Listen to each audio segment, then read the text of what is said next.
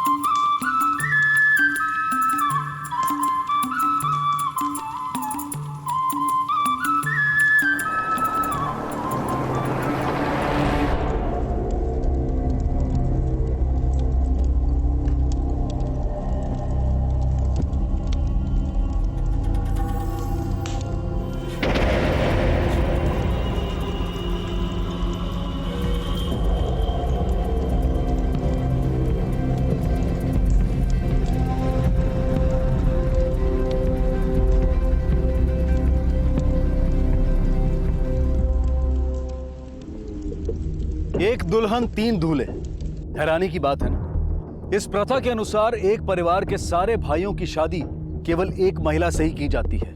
नतीजन उस महिला के 2, 3 या फिर कभी कभी 6 पति भी होते हैं। यहाँ के लोगों का मानना है कि इस प्रथा की वजह से आगे होने वाले संपत्ति और जायदाद संबंधी झगड़े टाले जा सकते हैं। और तो और कुछ लोग इसे आबादी नियंत्रित करने का जरिया भी मानते हैं।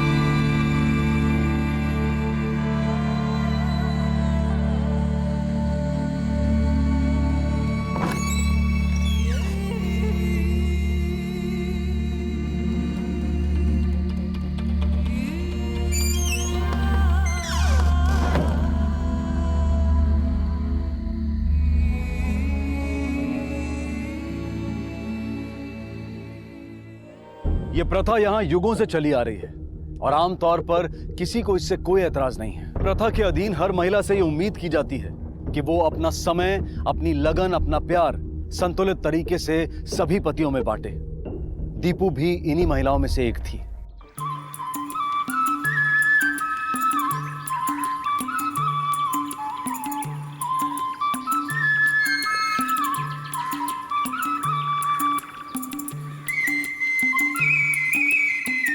की बनाया आज? साग बनाया है तेरे लिए। आज बड़ी जल्दी आ गया तू। आज सारा काम जल्दी खत्म हो गया। अच्छा मैं आना है। हाँ ठीक है, मैं रोटी बनाती हूँ। जी।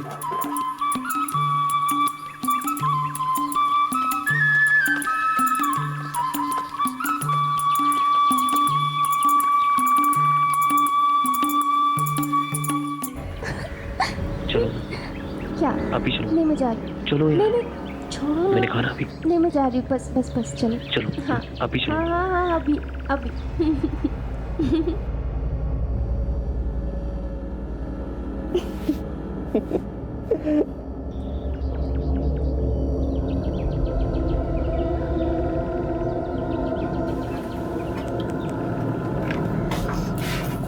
मैं करा कुछ?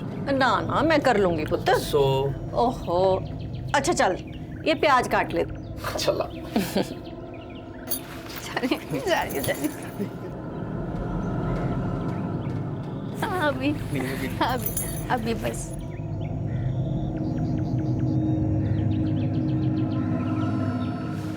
मम्मी जी मैं कर देती हूँ। नहीं ये हो गया, तू रोटी बना ले ठीक है। लो जी आगे चाह।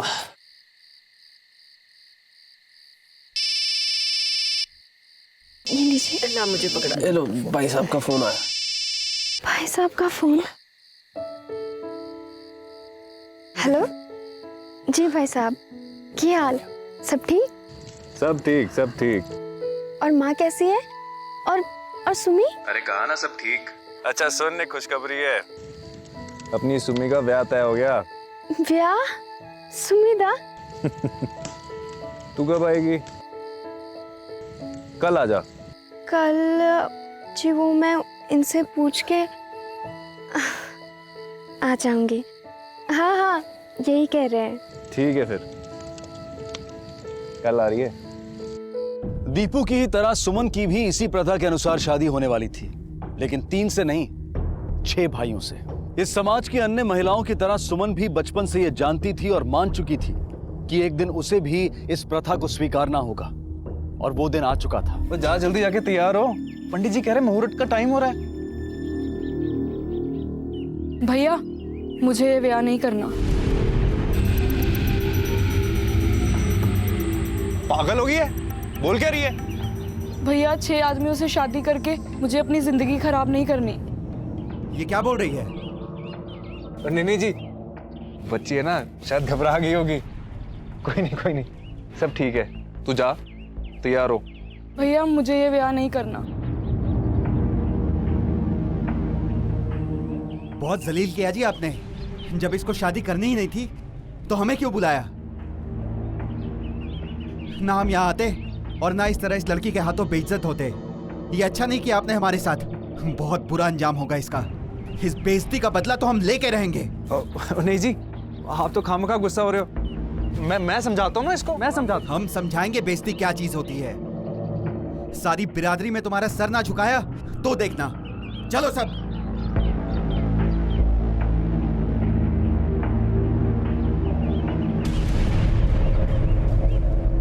की गल होगी, परेशान क्यों है?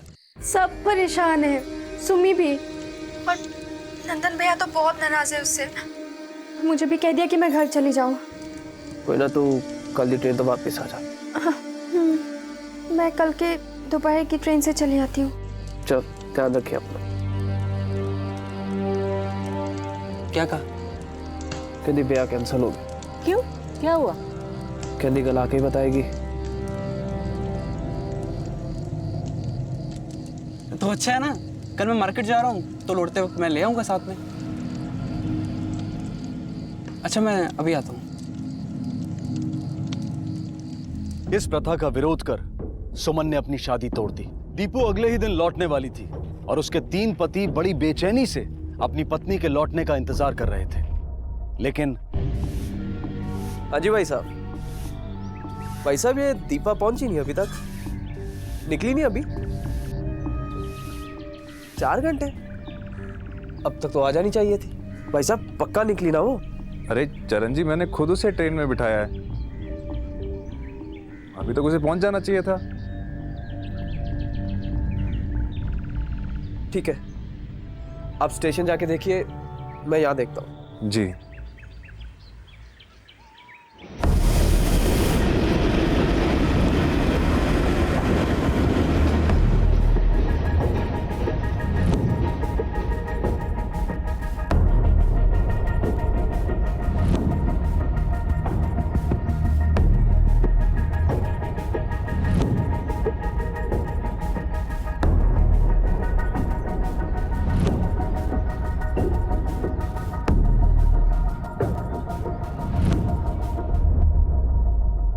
पेट्रोल कॉपी ऑन हो इसकी।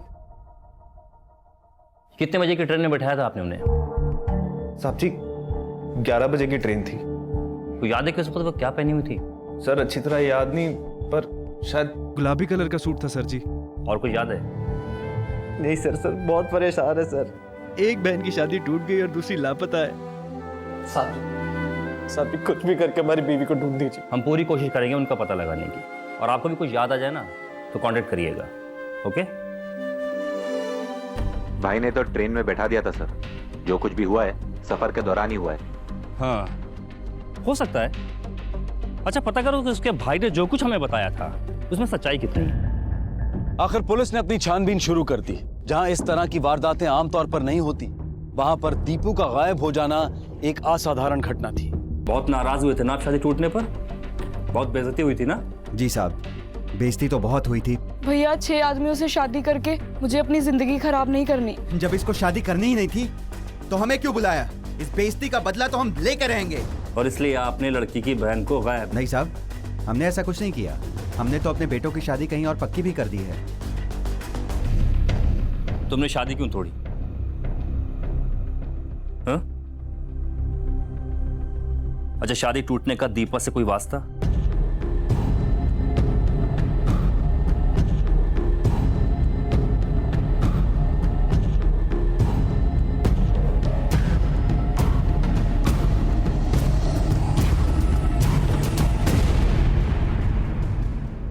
देखो, तुम्हारी बहन कई दिन से लापता है, हा?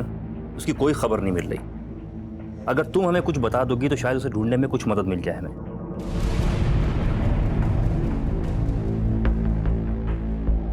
उसके कहने पर ही तोड़ दिया था मैंने ब्याह। क्या बात है दीदी? कुछ नहीं। तुझे याद है सुमी, बचपन में हम गुड़िया की शादी 3 गुड्डों से कराते थे, और फिर वो गुड़िया उन गुड्डों के साथ हमेशा के लिए खुश रहती थी। पर पता है सुमी, असली जिंदगी में ऐसी खुशी सिर्फ बचपन के उन खेल में ही होती है। बचपन के उन खेल में और असली जिंदगी के खेल में बहुत फर्क है सुमी। नहीं होता अब। उन तीनों से प्यार करना, तीनों को खुश रखना नहीं होता अब। उन तीनों की खुशी अब मेरे लिए मौत से भी बदतर हो गई है।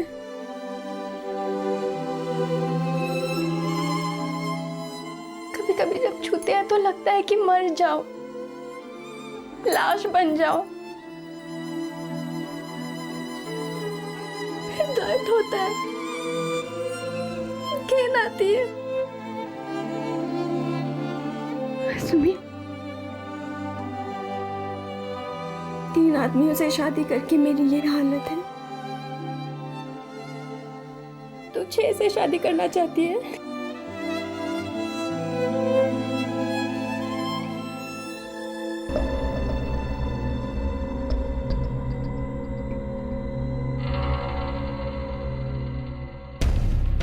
मैंने आपसे झूठ बोला साहब जी। मैंने उसे ट्रेन में नहीं बिठाया था। मैंने तो जाते वक्त उसकी शक्ल तक नहीं देखी थी। उसने मेरी छोटी बहन की शादी तोड़वाई। उसने सुमी की जिंदगी बर्बाद कर दी थी सर। अब उससे कोई शादी नहीं करेगा। इस करके मैं उससे बहुत गुस्सा था सर, बहुत नाराज था। चल निकल यहाँ से, निकल यहाँ से। अपनी छोटी बहन का ब्याह तोड़वा दिया। तू उसकी बहन है या दुश्मन? चली जा यहाँ से, जा। आप नहीं जानते भैया, कितना मुश्किल है इस प्रथा को निभाना। लेकिन चली आ रही है ना ये प्रथा सालों से, और सब निभाते हैं। हमारे माँ बाप, उनके माँ बाप, और तू भी तो ये प्रथा निभा रही है। फिर इसकी शादी से क्या तकलीफ थी? तकलीफ है भैया, दिन रात सहते आ रहे हैं, पर मैं सुमी को ये सब सहते नहीं देख सकती। उसकी सारी तकलीफ मैं ले लूं। उसकी बड़ी दीदी हूं मैं, इसलिए उसकी फिक्र है। पर आप हमारे बड़े भाई होने के बावजूद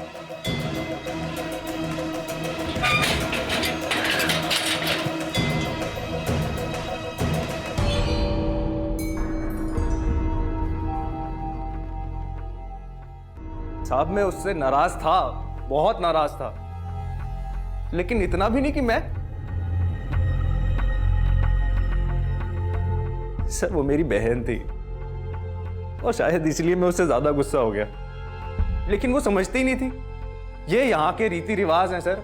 हमारी माँ ने, हमारी दादी ने, सबने ऐसे ही जिंदगी जी है, सभी ने इसी तरह जिया है, लेकिन उसे ये मंजूर नहीं था। वो ऐसे नहीं जीना चाहती थी।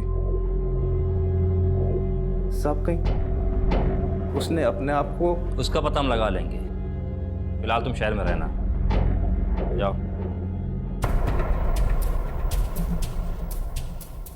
क्या लगता है सर, ये सच कह रहा था? ये सच कह रहा है या झूठ कह रहा है, इसका पता बहुत जल्द चल जाएगा, जब हमें यह पता चलेगा कि दीपा वाकई तकलीफ में थी क्या, और तकलीफ में थी तो वो तकलीफ थी क्या।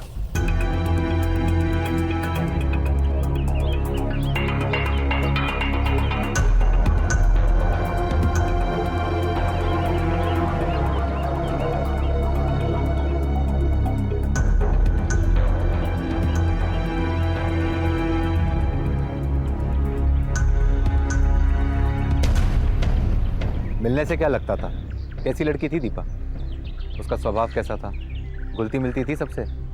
बात करती थी? कोई दोस्त है उसके? हाँ साहब, वो खुश रहती थी, हमेशा सबसे मिलती जुलती थी। लेकिन एक दिन क्या? बताना ब्याह के बाद। साहब ब्याह के कुछ ही दिन के बाद लड़की घर से भाग गई थी। हाय रब्बा, पता नहीं कहाँ चलेगी ये लड़की। लो आगे दो। भैया सब जगह देखा, नहीं मिली। नदी को देखा? भैया वहाँ भी देख लिया, नहीं मिली। कहाँ चली गई? अरे नहीं मिली तभी तो फोन किया आपको। वहाँ भी नहीं। अब मैं स्टेशन पे देख के आता। हाँ।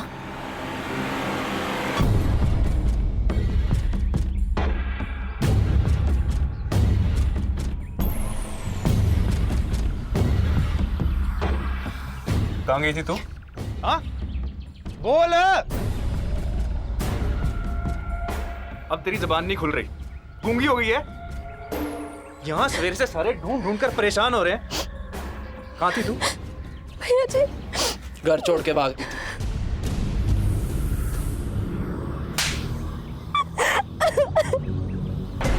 कुछ दिन के बाद ही। ठीक है, ऐसी क्या वजह थी कि दीपू ने घर से भागने की कोशिश की थी? सभी यकीन मानिए, हमें तो खुद नहीं पता नहीं ऐसी क्या परेशानी थी उसे इस घर में। बिना वजह तो कोई यूं घर से नहीं भागता, कोई तो तकलीफ थी उसे।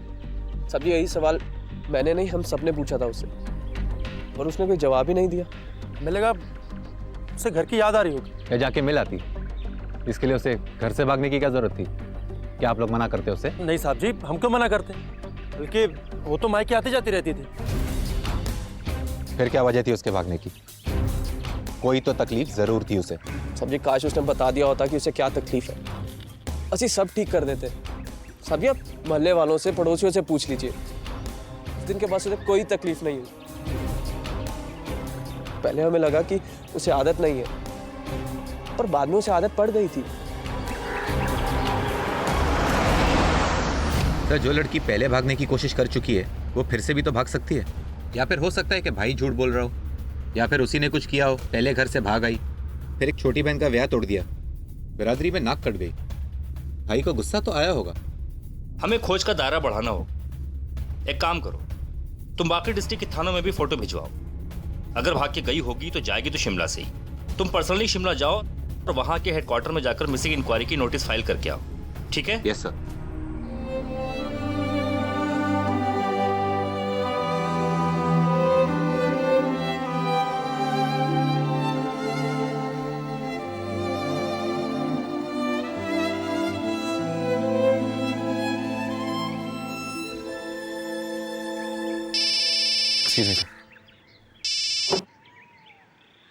Hello sir, constable SK Sharma बोल रहा हूँ, खगेड़ा पुलिस स्टेशन से। जी बोलिए।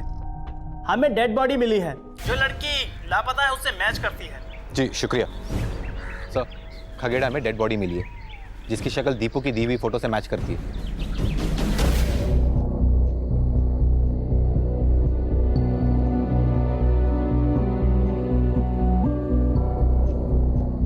पोस्टमार्टम करवाओ। Yes sir.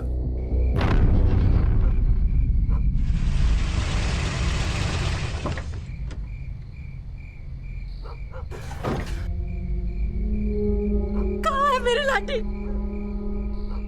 देखिए दीपा की लाश को हमें कुछ देर और रखना पड़ेगा। पोस्टमार्टम कर बॉडी हमारे हवाले कर दीजिए। देखिए मैं जानता हूँ कि ये वक्त आप पर बहुत भारी गुजर रहा है। इस वक्त हमें हमारा काम करने दीजिए। Excuse me. मेरी दीपू। मौत गला घुटने से हुई? जी सर। और जेब में ट्रेन के 2 टिकट मिले, शिमला के। शिमला के 2 टिकट? मतलब वो शिमला किसी के साथ जा रही थी, लेकिन उसके घर वालों ने तो कहा था कि वो अपने ससुराल जा रही है। कुछ तो गड़बड़ है। ऐसा करो, घर वालों को पूछताछ के लिए फिर से राउंड अप करो। ओके? जी सर।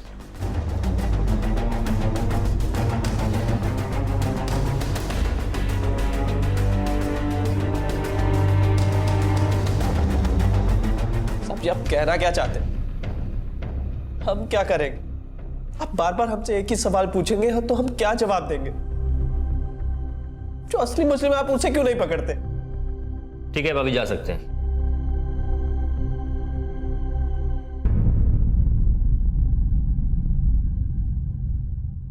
या तो इनमें कोई कुछ छुपा रहा है या कोई ऐसी चीज है जो हमें नजर नहीं आ रही, लेकिन क्या? यह मामला अब गुमशुदगी से मर्डर केस बन चुका था। पुलिस के पास अब भी कोई जवाब नहीं थे, लेकिन उनके सामने सवाल कई थे। दीपू के ससुराल में सभी उससे प्यार करते थे, लेकिन फिर भी वो शादी से खुश नहीं थी।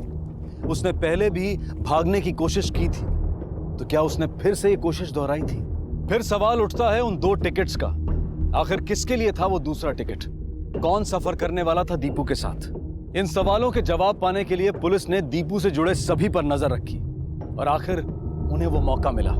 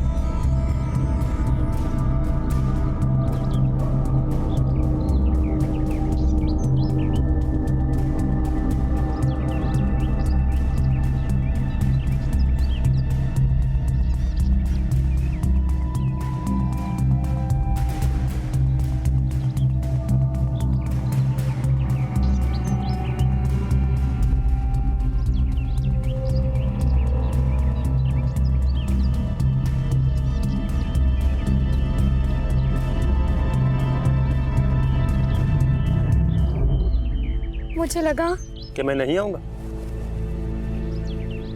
विक्रम, सच बताता है क्या? मतलब 6 महीने पहले मैं मीना से मिला था और हम दोनों को एक दूसरे से प्यार हो गया।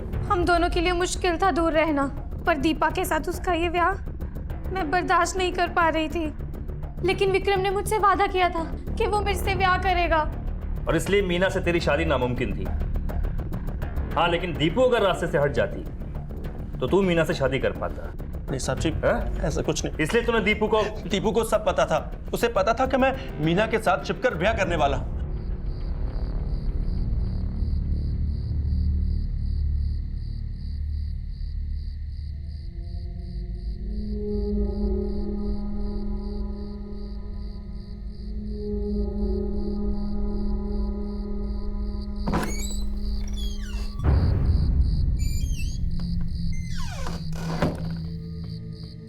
कितना लंबा दिन था ना आज। थक गया। तुम भी थकी लग रही हो। चलो सोते हैं। नहीं नहीं, ऐसा बिल्कुल भी नहीं है। थकान तुम्हारे चेहरे से साफ नजर आ रही है। चलो सो जाते हैं।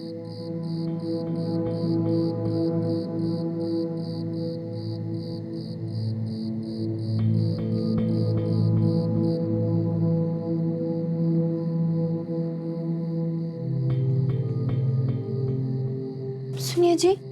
हाँ? आप मुझसे नाराज है क्या? नहीं तो, लेकिन तुम्हें ऐसा क्यों लगा? नहीं, वो सबका ख्याल रखना मेरी जिम्मेदारी है ना।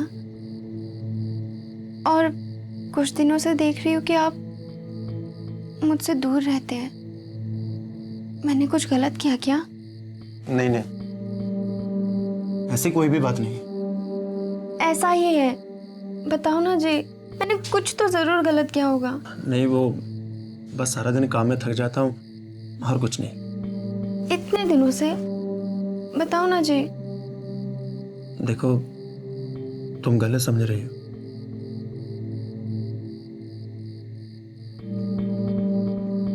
बात यह है कि एक लड़की है,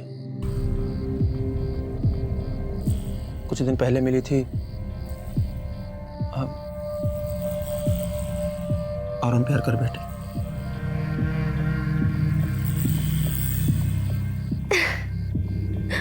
दीपू ने मेरा हमेशा साथ दिया। हम दोनों बहुत अच्छे दोस्त और सारी बातें आपस में बांटते थे। वो मुझसे हमेशा कहती कि मुझे किसी से प्यार करने का पूरा हक है। और तुमने अपने दोस्त को ही मार दिया अपने प्यार के लिए। नहीं साहब जी, मैंने नहीं मारा उसे। क्यों मारूंगा मैं उसे? ताकि तू मीना को अपने घर ला सके और वो हम सब भाइयों में बढ़ जाए। आपको क्या लगता है साहब जी कि मैं मेरी मीना को अपने भाइयों के साथ बांटूंगा? बस एक दीपा ही थी जो सब सच जानते हुए मेरा साथ दे रही थी। साहब जी, मैं क्यों मारूंगा उसे? क्या क्या बताती थी दीपा तुम्हें? हाँ? तुमने कहा था तुम दोनों आपस में हर बात बांटते थे। कोई ऐसी बात जो बहुत जरूरी हो दीपा और तुम्हारे भाइयों के बीच? देखो, तुम चाहते हो ना कि दीपा का तुम्हारे दोस्त के कातिलों का पता लग सके, तो बताओ। मेरे भाई ऐसा कुछ नहीं करेंगे साहब जी। सोमू और दीपू तो एक दूसरे के बहुत करीब थे और दोनों एक दूसरे से बहुत प्यार करते थे। और चरणजीत? भैया तो अपनी धुन में रहते थे। हाँ, शायद उन्हें बुरा लगता होगा कि हम दोनों भाई दीपू के ज्यादा करीब हैं, लेकिन उन्होंने कभी इस बारे में कुछ कहा नहीं। वो है ही ऐसे। कभी लगा नहीं कि चरणजीत गुस्सा है इस बात पर? तुम्हारे और दीपा के बीच कैसे संबंध थे? साहब जी, ये तो हमारी निजी बातें हैं जी। जब तक दीपा जिंदा थी ये निजी बातें थी। दीपा के कत्ल के बाद ये निजी नहीं रही। समझ में आया तेरे? अभी मेरे बातों का सही जवाब दे। तुम्हारे और दीपा के बीच कैसे संबंध थे? जी, कहने को तो हम दोनों एक दूसरे के बहुत करीब थे। हर घर वाले थे बीवी की तरह। मैं उसे बहुत चाहता था, पर वो साहब जी, मुझे लगा कि वो हम तीनों के साथ एक जैसी ही थी, लेकिन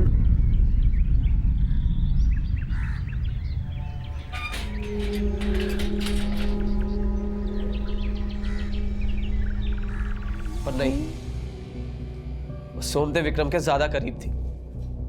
मैंने देखा था उन्हें एक दूसरे से हंस के बातें करना, गाने गाना, आंखों ही आंखों में इशारे करना, सब दिखता था जी।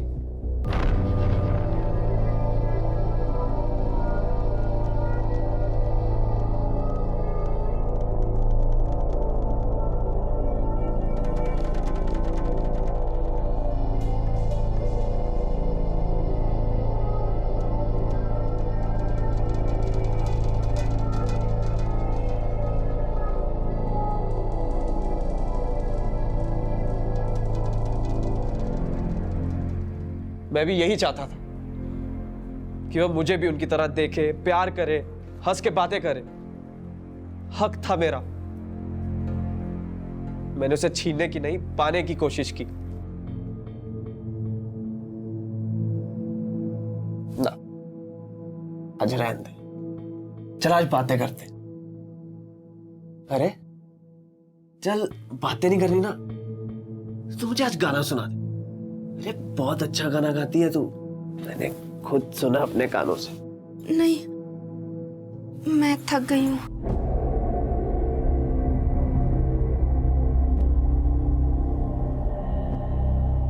पर वो, उसे मेरा छूना भी पसंद नहीं था। और इसलिए तूने उसे मार दिया?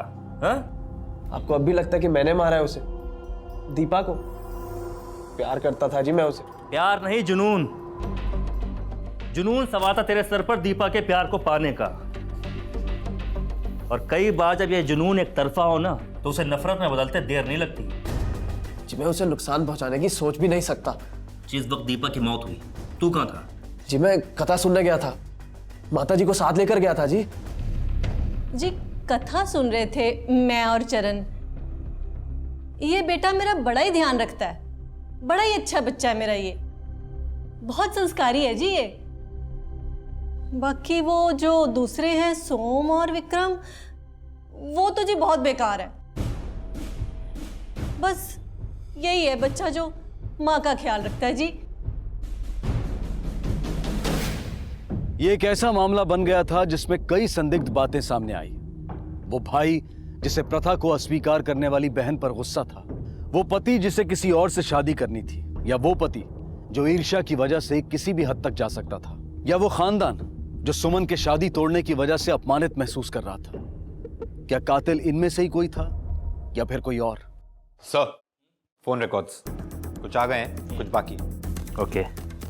अच्छा सुनो, मुझे दीपा के भी सारे फोन रिकॉर्ड चाहिए हैं। मंगवाए सर। सर ये देखिए। अरे सुनो। हाँ सर। इस आदमी को पहले देखा है कभी? हाँ सर। ये इस लड़की के साथ देखा था? हाँ जी हाँ जी, ये दोनों ही पुल के तरफ गए थे। साहब जी फिर मुझ पे शक क्यों कर रहे हैं? वजह पूछना चाहता है ना? हाँ, वजह पूछता है। चल आज मैं तुझे कई सारी वजह बताता हूं। वजह एक, दीपू की मौत के वक्त तेरी फोन की लोकेशन वहीं ट्रेस हुई जहां दीपू को आखिरी बार देखा गया था। वजह दो, इस आदमी का बयान जिसने तुझे दीपू के साथ पुल की तरफ जाते हुए देखा था।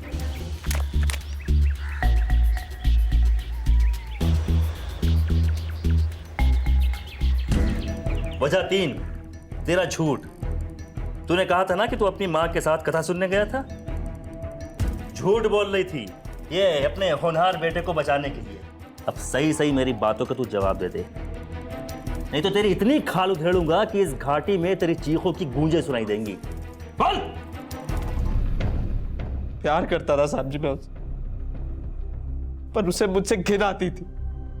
उसका फर्ज था कि हम सबको बराबर प्यार करें, किसी से कम ना किसी से ज्यादा। पर उसने मुझे सोम और विक्रम जितना प्यार नहीं दिया। मैंने ये भी बर्दाश्त कर लिया, पर जब मैंने उसके प्लान के बारे में सुना, मुझसे रहा नहीं गया साहब जी।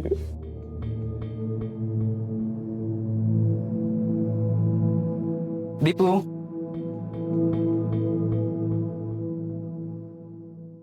दीपू क्या हुआ? बताओ तो सही। मुझसे अब और नहीं होता। कल रात चरण जी फिर से आए थे मेरे कमरे में। मुझे छूने की कोशिश की उन्होंने। मैं अब और सहन नहीं कर सकती। ऐसा लगता है कि मानो मेरा बलात्कार हो रहा है।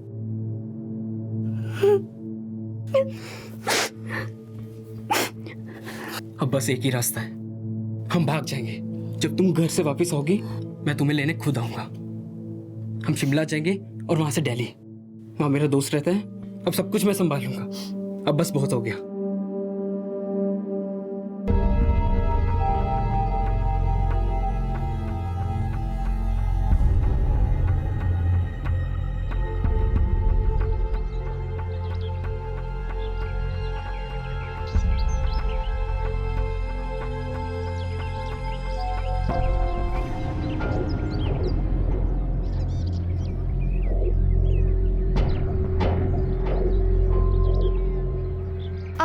यहाँ वो सोमजी आने वाले थे ना? हाँ वही आने वाला था, पर उसका रास्ते में एक्सीडेंट हो गया। एक्सीडेंट? हाँ वो पास के अस्पताल में भर्ती है, जल्दी चलो। चलिए।